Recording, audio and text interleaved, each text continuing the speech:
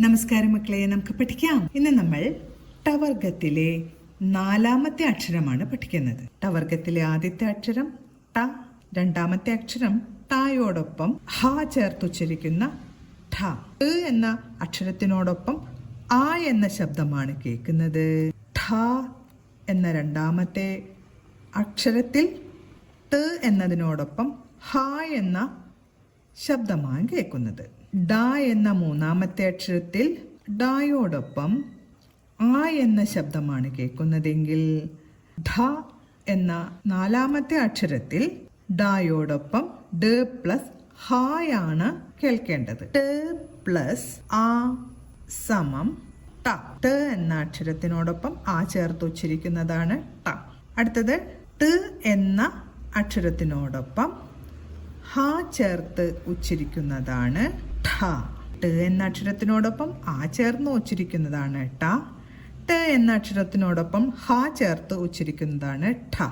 ഡ എന്ന അക്ഷരത്തിൽ ഇപ്പം ഡ എന്ന ശബ്ദത്തിനോടൊപ്പം ആ ചേർത്ത് ഉച്ചരിക്കുന്നതാണ് ഡ. ഡ എന്നതിനോടൊപ്പം ആ ചേർത്ത് ഉച്ചരിക്കുന്നതാണ് ഡ. ഡ് എന്ന അക്ഷരത്തിനോടൊപ്പം ഹ ചേർത്ത് ഉച്ചരിക്കുന്നതാണ് ഠ.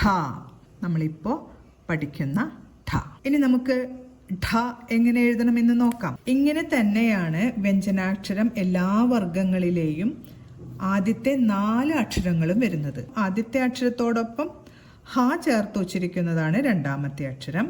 മൂന്നാമത്തെ അക്ഷരത്തോടൊപ്പം ഹ ചേർത്ത് ഉച്ചരിക്കുന്നതാണ് 4ാമത്തെ അക്ഷരം. ആദ്യത്തെ 2 അക്ഷരങ്ങൾ ആ എന്ന ശബ്ദത്തിലാണ് അവസാനിക്കുന്നത്. രണ്ടാമത്തെയും 4ാമത്തെയും അക്ഷരങ്ങൾ ഹ എന്ന ശബ്ദത്തിലാണ് അവസാനിക്കുന്നത്. ഇനി നമുക്ക് ഠ എന്ന അക്ഷരം എങ്ങനെ എഴുതണമെന്ന് നോക്കാം. 2 വരയുടെ താഴത്തെ വരയിൽ നിന്ന് റാ വരച്ച് നമ്മൾ ഡ എഴുതിയില്ലേ, കഴിഞ്ഞ ക്ലാസ്സിൽ ഡ പഠിച്ചില്ലേ, ആ ഡ വരയ്ക്കുന്ന പോലെ തന്നെ വരച്ചിട്ട് ഇവിടെ എത്തുമ്പോൾ അതിനെ ഇങ്ങനെ ഒരു വളവോടുകൂടെ 0 മാറ്റുകയാണെങ്കിൽ ഢ എന്ന അക്ഷരമായി, അതായത് ഡ എന്ന ശബ്ദത്തിന് ഹ ചേർത്ത് ഉച്ചരിക്കുന്ന ശബ്ദം ഢ. ഒരിക്കൽ കൂടെ വരയ്ക്കാം. നമ്മൾ കഴിഞ്ഞ ക്ലാസ്സിൽ പഠിച്ച ഡ വരയ്ക്കുന്നു. അതിൻ്റെ ആ ഒരു അവസാന ഭാഗത്ത് മുകളിലെ വരയോട് ചേർന്ന് ഒരു 0 വരച്ചാൽ ഠ. ഇനി നമുക്ക് ഠ വരുന്ന ടവർഗത്തിലെ 4ാമത്തെ അക്ഷരം വരുന്ന വാക്കുകൾ പഠിക്കാം. ആദ്യം എഴുതുന്ന വാക്ക് മൂഢൻ എന്നാണ് കേട്ടോ. മൂഢൻ. മാ വരച്ച് ഊ എന്നതിൻ്റെ ചിഹ്നം ചേർത്തു.